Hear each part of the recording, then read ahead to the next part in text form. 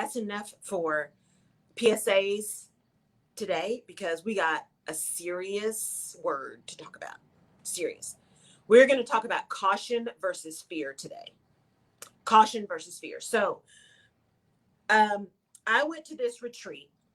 Rebecca M. Thompson puts on this. She has a boot camp called the Living in Your Light Boot Camp, where she is a clarity coach that helps high achieving Black women live in their light.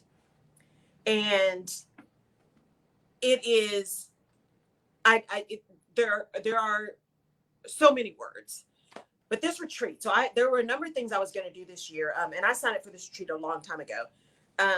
But there were a number of things I was going to do this year. My spirit was just like, I need a little bit more caution. I need to see some more caution. I am still being very cautious, around mask wearing when I'm out, which, by the way, Jerry and I are both vaccinated and boosted. So, that's why you don't see a mask here, right? And we're still 6 feet apart. So we are vaccinated, boosted, careful. I'm still washing all the time, washing my hands all the time. I'm still, hand sanitizer all the time, mask everywhere. And so you just got to go. Sometimes you got to go with what your gut says.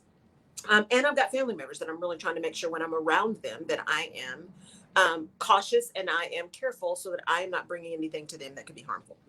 So I decided to go to this retreat. We all had to be vaccinated. There were only 10 of us. So it was teeny tiny. There were 10 of us. Everyone had to be vaccinated. All the hotel staff was vaccinated and always wore masks. We wore masks. So it was just very cautious. And it was all of these women, all 10 of these women. And we spent these 2.5 days in this amazing resort where, as Rebecca says, this is the new normal. It was amazing, y'all. Butlers, everything. It was amazing. The new normal. And it's the way I like to travel. I don't spend a lot of money on a lot of stuff, but I will spend money on travel. And we talked about a lot of things. We talked about boundaries. We talked about limiting beliefs. We talked about shame. We talked about body image. We talked about clarity. We talked about, you name it, we talked about it in a space that was so safe, which I love, because that's what I try to create for my clients. I need a safe space for you to show up, because you need to be able to talk about the things that are keeping you from being where you want to be. And we can only do that when we can really feel vulnerable. And we can only feel vulnerable when we feel safe. And so we talked about all of those kind of things. We talked about history. We talked about our stories. We talked about situational experiences that were real and hurtful and harmful, and how we had overcome those and what it was doing in terms of where it was propelling us forward or holding us back. And as we went through these 2 days, and then we stood in the ocean and set our intents at the end of the retreat, which was interesting because most people don't know this. Well, most of y'all don't know this. A lot of my really close friends know this. But when I turned 50, I took 5 of my girlfriends. We went to Jamaica and stayed in this amazing house. It was like a real retreat. And the only thing I said was, guys, this is meant for us. Show up as you are. Bring a swimsuit. We got this great pool. There is no judgment. And that was the first time I had bought or owned, much less worn, a swimsuit since I was 14. 14. Okay. At this retreat, I finally found another swimsuit, right? Because I lost weight, so I couldn't wear the ones that I had in Jamaica. So I found a couple of swimsuits at the last minute, and I'm like, oh, I don't know. And then it was like, okay, guys, this last activity, we're going to all put on our swimsuits and we're going to go stand in the ocean and set our intents. And I thought, ooh, wait, you mean, not only do I have to put it on, I got to be out with people, what? But I did it. And it was so freeing and so amazing that experience, as well as the thing that I posted this morning around caution versus fear, right? Fear being a unproductive emotion, really brought forth that idea of, as you're trying to move into anything. So I help people gain clarity around what they're trying to do in terms of career, whether that's building a business as your career, or whether that's building a career in a business, right? It's all about strategy and people, and it's about facing who you are, where you are, what you want, and what you need to do to get there. And if you are operating from a space of fear, it's going to be really hard to do that stuff. And so it hit me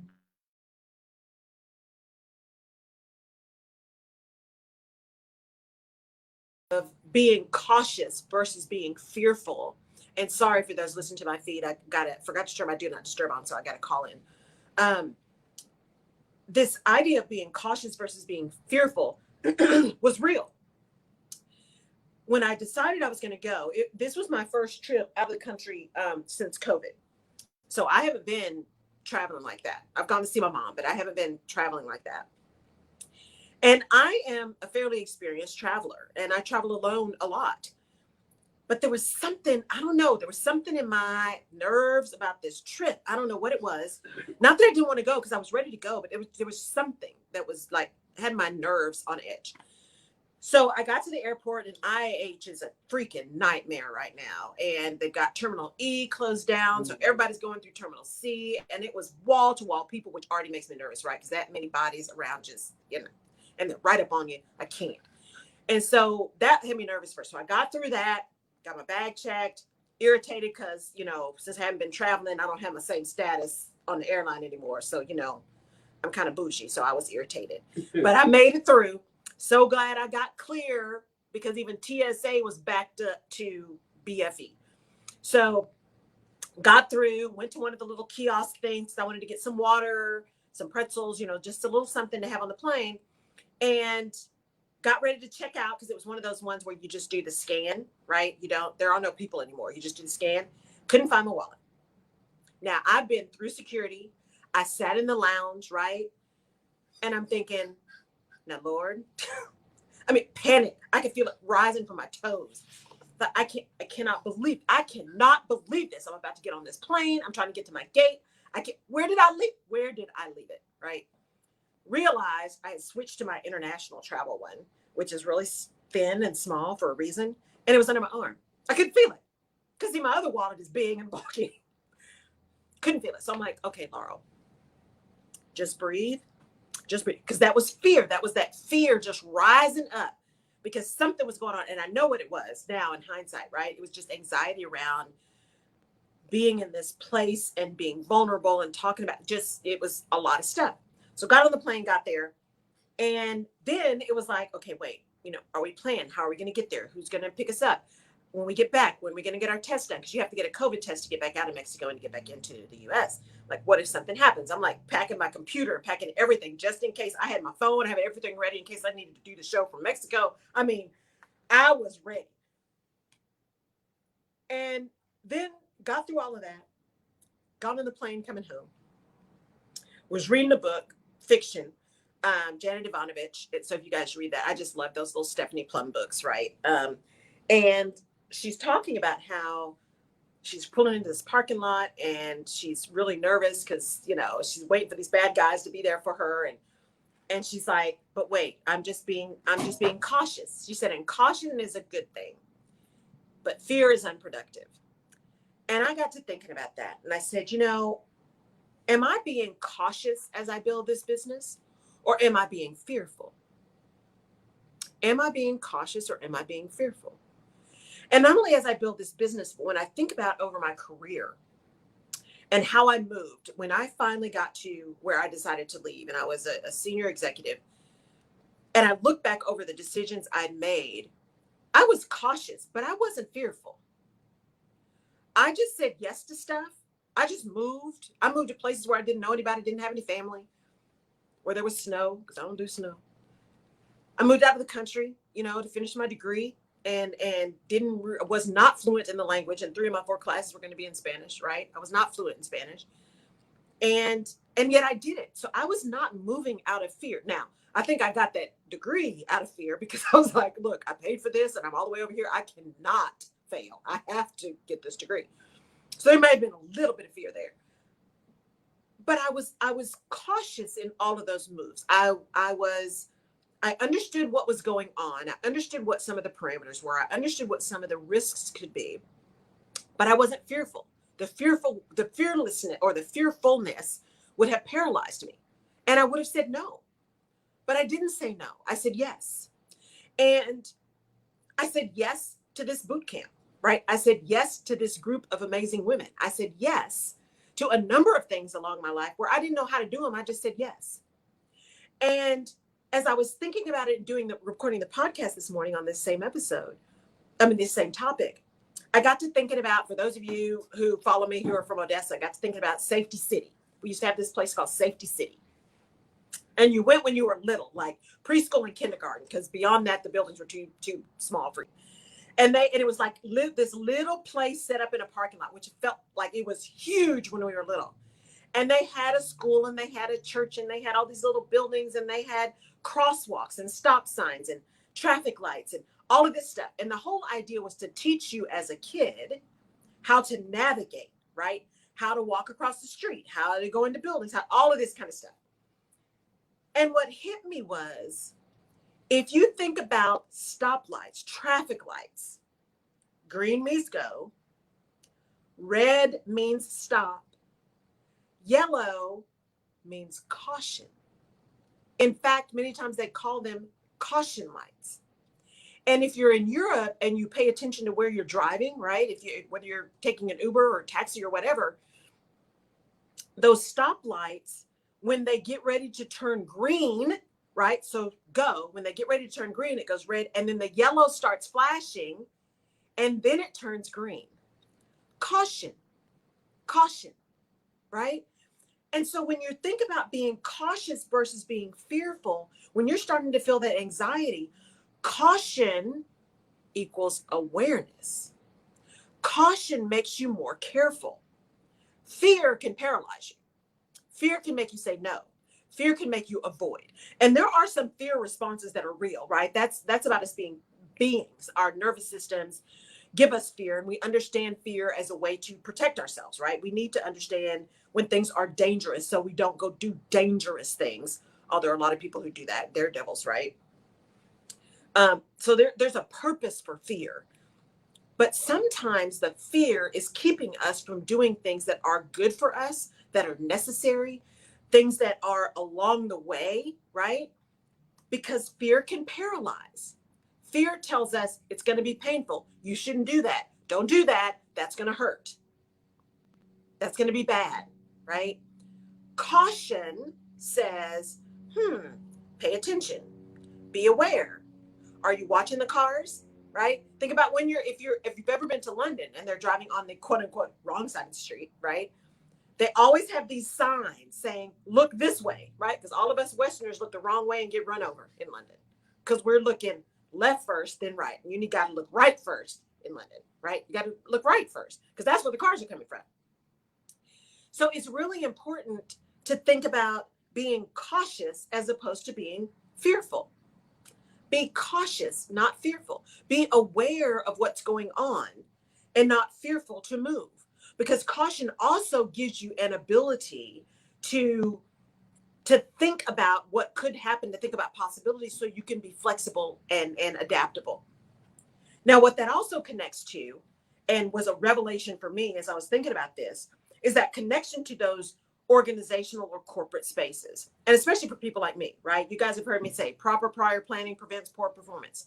Make a plan, have a strategy. Don't just move. Think about what you're doing first.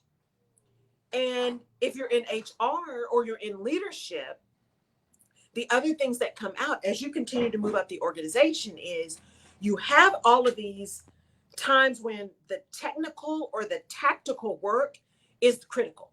That's where your performance is based. All of the stuff that you do, right? What is it that you're doing? The work that you are executing, that's how you're evaluated. That's the performance measure. But as you continue to move into leadership, the how becomes important. How are you moving? How are you interacting with people? How do you get things done? Because the how is the engagement piece. The how is how you're connecting with people, right? Do you talk to people ugly all the time? Are you lifting people up? Are you putting people down? That how becomes a really important component of your performance. But here's the rub. When you are talking about really moving forward in your career, when you're talking about setting intentions, when you're talking about that word manifest, right? Which you guys know I have an issue with manifest, just the word, but that's my own head trash. When you're talking about setting intentions and the what, the what you want, right? Living into your purpose, moving forward to that thing you know you are designed to do, you are put on this earth to do. Often what stops us is the how. And I was like, well, dang. We've been trained, especially corporate people and process thinkers, to think about the steps. Here's where I'm going, but how am I going to get there, right? I love maps and GPS systems and road maps. And, what's the process? We've been trained to think about the how. What are all the things I need to do to make the thing happen, right? What are all the actions I need to take? Because when I take these actions, the thing will happen, right? I'll get the outcome that I want. It's the how that we put a lot of our energy into in order to get to the what, right? But you almost have to turn that upside down when you're really setting intentions, when you're really opening yourself up to let the universe move, to be able to see and hear those God winks, those messages that are meant just for you, the opportunities that are meant just for you, that are designed for you to be able to live into your purpose and give people everything that you have to give them from your deepest knowledge and gifts, right? And purpose. When you really get caught up in how you're going to do it, it takes you so far away from the what, as opposed to, you know what? This is what I'm going to do. And the how's going to show up. The how will show up. Because when we get caught up in the how, caught up in the process, that's where fear starts. I don't know how to say that. I don't know how to do an ad. I don't know how to market that. I don't know how to put those colors. I don't know how to build my brand. I don't know how to do social media. I don't know how. And because I don't know how, I can't get to the what, which is going to make me really afraid to keep moving because the how has become a barrier. And so instead of being cautious about just moving and leaping, we become fearful of failing. Our lack of knowledge or our ignorance around a process or a thing becomes a debilitating factor, a debilitating situation. It forces us to freeze because we are sitting in that I don't know. We're sitting in that fear of failure and a fear of admitting ignorance and asking for help. Or just out of the habit, right? As I was talking to my therapist yesterday, I'm like, I tend to be in this helper mode. And I don't mean service. There is a difference between service and helpfulness, right? Being a servant leader versus being a helper. Those are two different things. And there's a whole lot of stuff that came up yesterday about, ancestral kind of epigenetic DNA kind of stuff, and being a helper. And some of that is, don't go to anybody's house and have dinner and don't offer to wash the dishes, right? If you go somewhere, make sure you make up the bed, make sure you clean up after yourself, all that, But I have found often that I will put myself in situations where I will be helper, right? Let me go do that. I got it. No worries. I'm running around crazy trying to help the person and I miss the thing, right? I miss the pictures at the wedding. I miss the first part of the dinner. I miss the speech because I'm running around trying to help everything be smooth and make sure stuff happens, right? As if I'm the only one that can do it. But what I realized is that helper mode, not servant mode, helper mode is a cover for a fear of visibility, right? Because I probably just really didn't want to be in the pictures because, my dress didn't fit right. It didn't look as good as other people. I didn't like the way I looked in it. Now, that wasn't conscious for me. That was subconscious. So that helper mode is actually a manifestation of fear. Caution would be, you know what? I know me. I know how I'm going to look at these pictures. So let me just make sure I'm angling the right way. let me talk to the photographer and say, hey, catch my good side, right?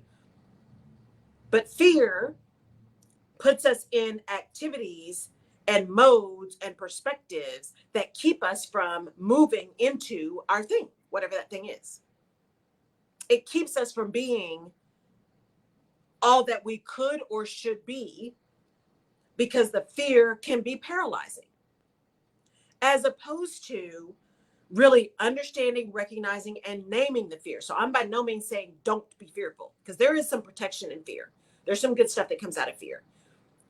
What you want to do, though, is be able to acknowledge it and recognize it, and then move forward in a way that minimizes the impact of the fear and maximizes the impact of caution. Because the caution gives you an ability to prepare, to be flexible, and to respond appropriately to something that may, in fact, be harmful or painful or not exactly what you wanted it to be. And that's okay. Being cautious is okay.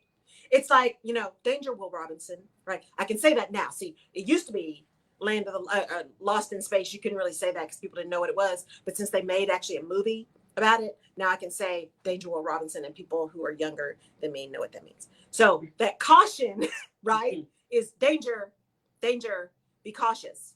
It's kind of like I read a long time ago, someone says, we often tell people, be careful, be careful, be careful. What we should be saying is be safe. Words matter. And the reason they said that is when you're telling someone be careful, you're saying be afraid. Be afraid. Something's out there that's going to get you. Be careful. But if you tell someone to be safe, that is a positive, forward, active movement. Do what you need to do to be aware of your surroundings so that you can maintain a level of safety.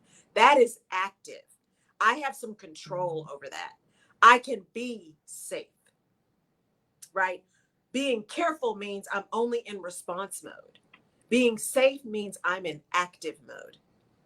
I am taking control. I am taking action to move in a way that I want to move, that serves me the way I want to be served and serves others. So when I started thinking about caution versus fear, it really comes down to there are a lot of things that are out there that can hurt us, right? And that can harm us. A lot of things. But we don't have to be paralyzed by that. We can use that and use that energy to move in ways that we say we want, to get the things we say we want, but also that put us in the best light to be able to serve, put us in the best spaces to be able to serve. Because if all you're doing is acting out of fear, right? If you're just trying to avoid pain, you're trying to avoid confrontation, if you're in an avoidance mode, how many things are you missing? How many opportunities are you missing? How many engagements are you missing? Because you have not allowed yourself to simply use awareness as a weapon, right? Awareness as your cape of protection, as opposed to avoidance. Because fear can have us avoiding things. Fear can have us ensuring we're not doing something. And again, I try to avoid absolutes, because I'm not saying never be afraid, because there are things that are really not good that you want to be afraid of. And there are things that there are real fears that are kind of those phobias. So those on the tail end of the spectrum, right? Where you're really just truly afraid of something, afraid of, like me, spiders and needles, right? There are people, Jerry doesn't do lizards, right? So my cousin doesn't do lizards either. So there are other things that are phobias, right? They aren't necessarily founded in fact, but they are real, right? You just respond to those because it's the thing. It's the spider. And I'll throw it back out trying to get away from a spider. So, there are things that really drive us that way. However, we have choices and we have control, right? Or we can exercise control. Let's put it that way. We can exercise control. We can make a choice to exercise control, and we can be in that space of being cautious, which means we're being aware of our surroundings and we're exercising the option to be safe, as opposed to letting the environment create fear, which creates response, which may or may not be aligned with where we want to go and how we want to show up. It can put up a barrier between us and the people we're trying to serve. It can actually block out opportunities out of fear, because we don't want to be in pain. We don't want to be seen. We don't want to be visible. I don't want anybody seeing me in this swimsuit. These people that, other than the 10 people I was with, these people that I don't know and will never see again. And who cares? Who cares, right? If they're so busy looking at me in this moment, then that's a different issue, right? That's a whole different thing, right? I'm on the wrong trip. I'm absolutely on the wrong trip. You're right, Jared. That is where I'm in the wrong spot. So often, as Rebecca said, who is leading this Living Your Light retreat, you know, we have these fears of what people are going to say, what people are going to think, how they're going to judge us, especially in the area of social media, because people will get canceled quick. They'll get dragged really quick, right?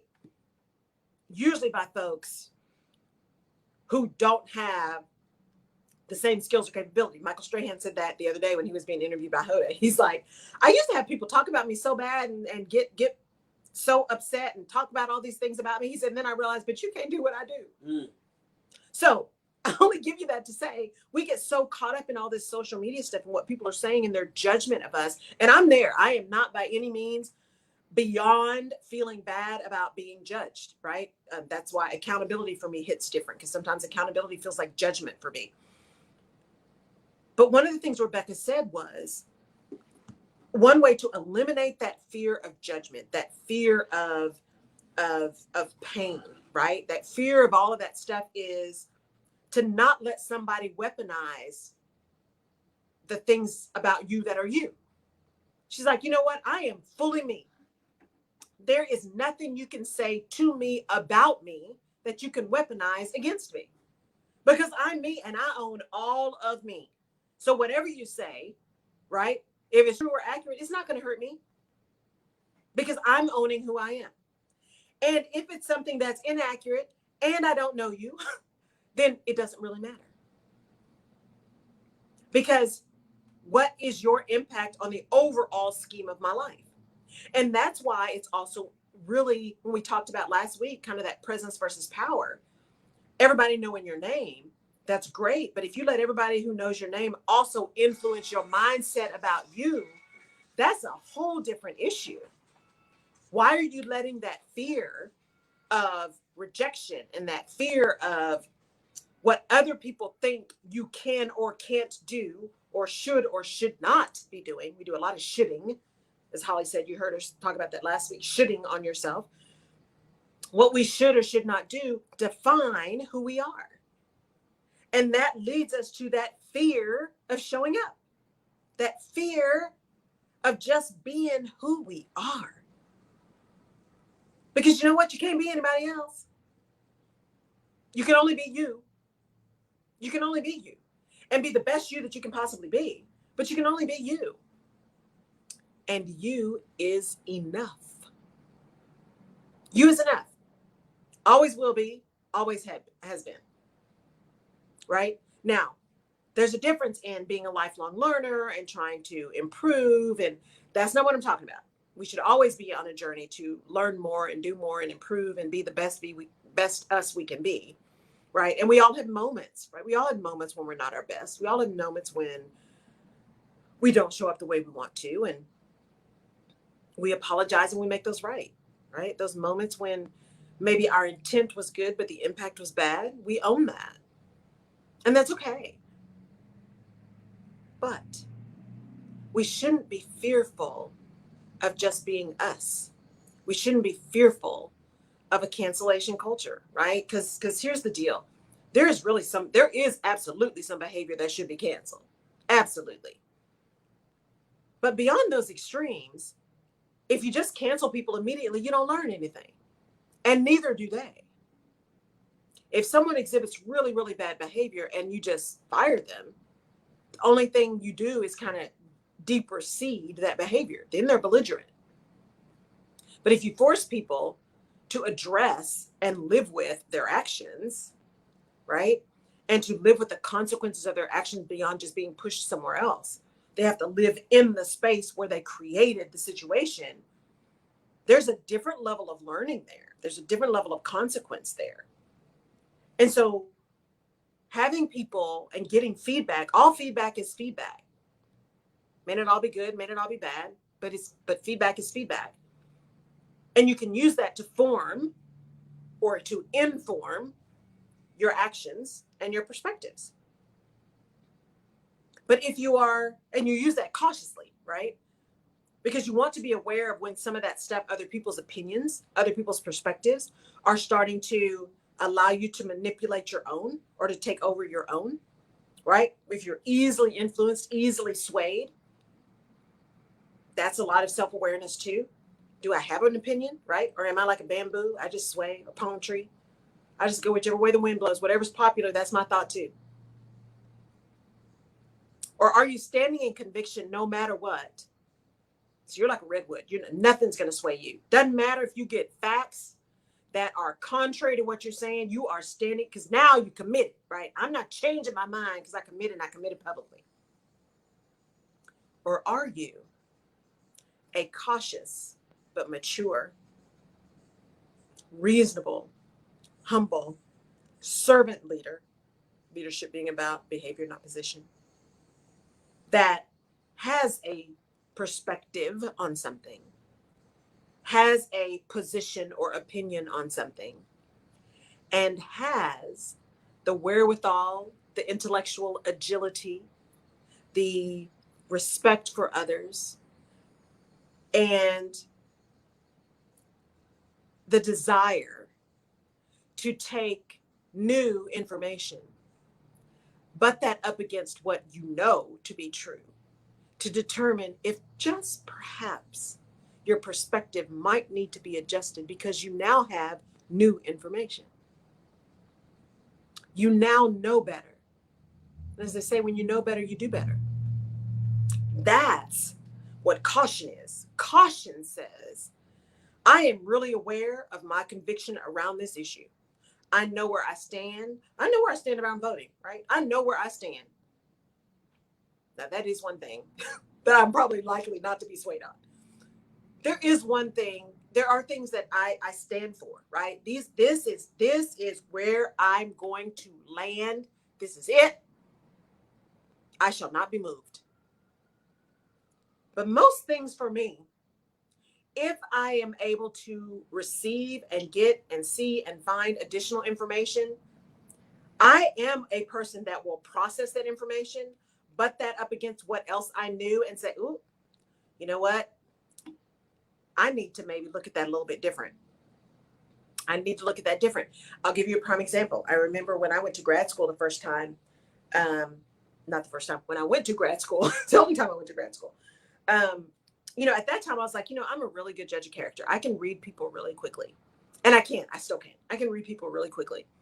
And I was on a team. So I went to Indiana University, Kelley School of Business in Bloomington, Indiana.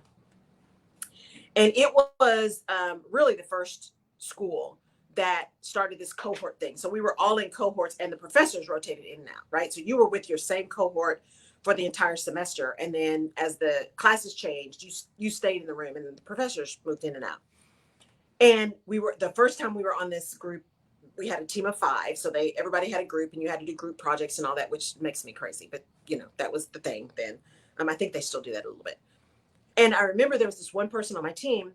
And when I first met this person, I was like, wow, this is going to be great, really reliable, going to be able to count on them, blah, blah, blah, blah, blah, blah. And just, had no reservations whatsoever. This was the person whose stuff didn't get done on the project, who wasn't prepared, who was sitting in their privilege, that the rest of us were just going to, now there were 5 people, right? The rest of us were just going to pick up and make it happen. And actually, I think our team ended up being, a team of 5. The rest of us were just going to pick it up and make it happen. And we ended up doing it because it was our grade. But man, we were hot. But what that taught me, again, after acquired information, right? I know people. I'm a really good judge of character. I know I can figure it out really early.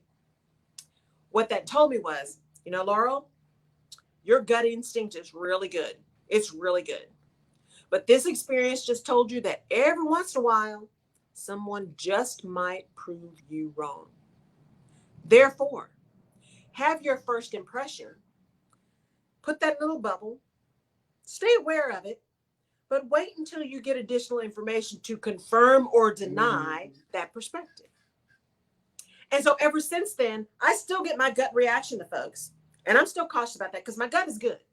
I've just been doing this a long time, right? And I was in HR, right? You have to get really good at reading people in HR because the truth is always somewhere in the middle. So you need to know what's going on. But I've learned to not be so quick to decide that my gut was immediately true. Let me just get a few more data points to confirm or negate my perspective. And it has served me really well. So I have exercised caution around my gut that made me initially aware. And my caution enables me to allow for additional information to be gathered and processed and aligned to determine if I need to make a different decision. But if I just took my gut and I was like, oh, can't trust this person, I'm operating in fear mode, I'm done, then it didn't allow me to have that additional information to confirm or deny. I'm acting out of an abundance of caution. I'm acting out of fear, right? And again, sometimes we need that fear to keep us safe. But most of the time, if we pause and we are really listening to ourselves and listening to our gut, and I have met a few people that really do not have a gut instinct. They just don't. But if we're really listening to our gut, if we're really trying to pay attention to what's going on, we can be aware, right? Because caution gives us awareness. We can be aware and we can still be of the moment, right? And in the moment, and just be really aware of what's going on around us and make the appropriate decisions or the appropriate moves based on that. We don't have to stay in madness. We don't have to, but we also don't have to allow ourselves to be paralyzed into not moving because, oh my gosh, what are people going to think? Oh my gosh, that's going to hurt. That's going to hurt. What has helped me with that's going to hurt is my 2021 mantra that I think is going to become my life mantra. We'll see. Is trust yourself. In this moment, you have everything you need. You are enough to handle anything that comes your way. Trust yourself, right? Your experiences, whatever they may be, are valid. Your experiences have formed a foundation for you upon which to act. Your experiences give you a toolbox to use to respond to your situations, right? Deeper awareness is understanding how that toolbox is serving you. And if that toolbox is serving you, are there a few more tools you need to put in your toolbox that will serve you better, that will help you be more aware and help you be cautious when necessary and fear less when necessary, right? Because that awareness enables you to have the strength to be fearless. Fearless doesn't mean stupid. Fearless means aware and prepared and trusting yourself and knowing that you will be able to handle whatever comes. Doesn't mean you will avoid pain. Doesn't mean you may not get hurt, right? Or doesn't mean you won't get hurt. It just means that whatever pain and whatever hurt happens, you'll be able to make it through. And look, this is not an overnight, I woke up this way. This is a lot of work. This is a lot of work. Getting to a place where you can be aware of what you're feeling and then make the choice to respond to it based on that awareness takes some work. Self-work is difficult. Giving yourself the gift of time to do the work is difficult because the world tells us there's no time for that. What is that? Anybody got time for that, right? But how can you not? How can you not give yourself the gift of understanding who you are, whose you are, right? How you operate, how you think. What are the things that drive you? What are the things that are true fears for you? What are the things that make you cautious? What are the things that you have avoided and why? Why? My favorite word in the whole world. Why? For some reason, as children, we were not afraid to ask questions. We asked why all the time. We questioned everything. That's how we learned. But then as we got older and older and older, well, that's how we learned until your mom said, because I said so, right? But then as we got older, we stopped asking questions. We stopped asking questions not because we stopped being curious, but because society told us at some point, if you ask questions, that means you're stupid. If you ask questions, that means you don't understand. And if you don't understand, why are you here? That's why there's this whole movement. There is no stupid question. You should ask questions. The only stupid question is the question that goes unasked. Why do we even have to say that?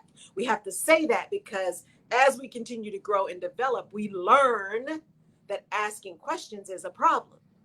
Because sometimes when you ask questions, it is interpreted as a challenge to someone else's authority or their knowledge or their expertise.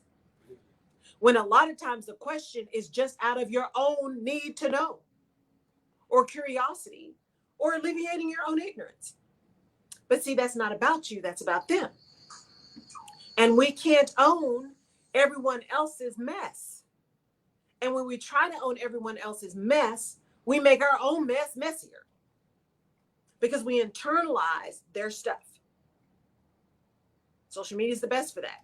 That's the whole Facebook papers. I don't remember what the name they're giving it now, of all of that research that was done about the negative impact of social media, especially on teen girls. All of the images, everything that's showing up perfect, because we are comparing our behind the scenes to somebody else's highlight reel. That is like one of my favorite quotes ever. And even though logically, at least adults, maybe teens is a little bit different, especially preteen girls. Logically, we know what we see is not real. We know what we see has a lot of work behind it. We know what we see has a makeup artist and a personal trainer and a personal chef and 4 hours worth of working out every day. We know logically that there's a whole different life and lifestyle behind some of this stuff we see on social media. And yet our psyche, right? Our personal selves, our desires to be wanted and needed and looked up to and loved and all of that stuff, right? All that head trash has us seeing in quotes, seeing perfection without seeing all the work it took to get there. And a failure to actually acknowledge that what we see on the surface that is perfection is probably not. That shiny apple, that beautiful sunset, that amazing thing we're seeing may have all kinds of wormy stuff in the middle, right? I know some of the most beautiful sunsets, science, right? And some of the most beautiful sunsets are in some of the dirtiest skies, right? It's all the soot and the dirt and the gunk that make for some of the most beautiful sunsets. The sunset is still beautiful. The sunset is still amazing. But when you peel back the layers and you look at the data, you look at the information, it's like, ooh, it took some dirt to get to that beauty. It took some dirt to get to that amazing thing.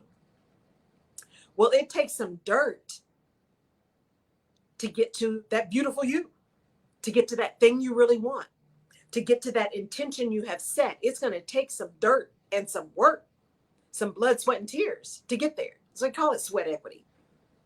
It's work, but it's worth it. The work is worth it. And that caution enables you to be aware of the work that needs to be done so that you can build up the energy and the strength and the support to get the work done, to get the thing you say you want, to do all the things to get the thing. But if you're sitting in fear, the fear says, oh no, they just came out of the womb that way. Oh no, it was easy for them because they're smarter, they're faster, they're insert thing here than me. But the reality is, you got to be the best you can be. You got to be the best you can be, because you can't show up every day and be somebody else. You can try, right? That's called acting. You can try, But that gets old, and that takes a lot of energy to just not be you. I just got, to be honest, guys, I just got tired. I got tired. Now, I've always been me. I've never been anybody else. But I just got tired of always being on all the time. And if you are a woman, and in particular a woman of color and a Black woman, you are on all the time. All the time. Just to be seen and heard. And that gets old. And so I just decided I wasn't going to be on all the time. It's also that abundance of caution and in some ways fear that I recognized. There are very few people. There's one person that I know of probably. There are very few people who know absolutely every little detail about me. Very few. My therapist knows everything. Absolutely everything. The deepest, darkest, craziest thought knows everything. And that doesn't mean that the Laurel that you see isn't real, because I am who I am. What you're getting is me. Now, there's such a thing as appropriate, right? You don't necessarily bring your backyard family barbecue person to the corporate boardroom, right? There is appropriate behavior. And so every me that's in every situation is a real me. But the language may be different. The dress may be different. The tone may be different.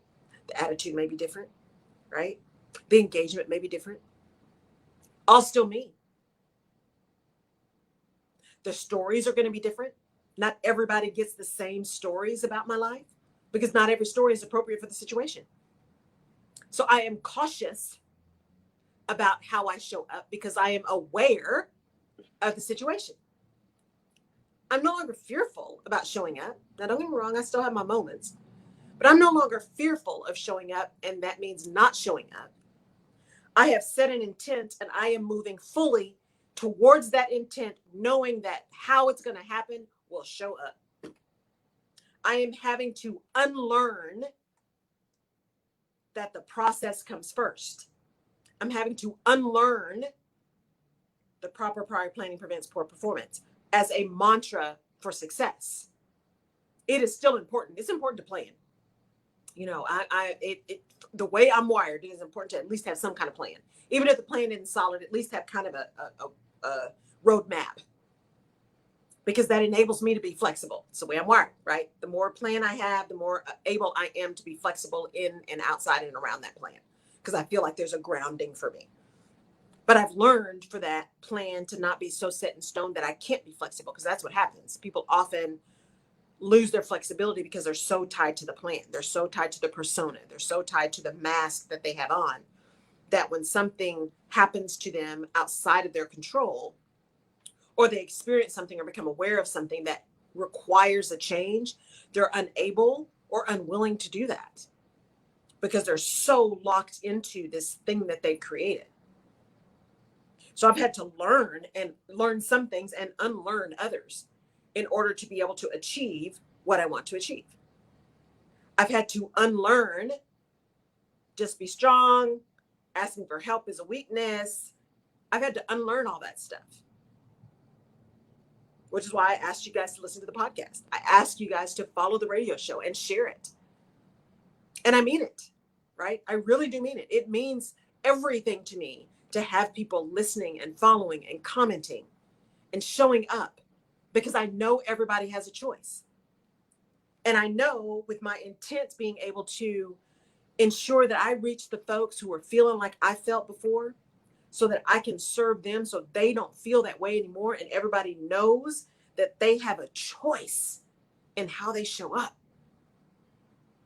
that they can focus on the work they want to do, not the job they want to have, that they can be aware and cautious and not fearful. I have to be visible, and my message has to reach broader, because there's somebody somewhere who needs to hear it. You better talk.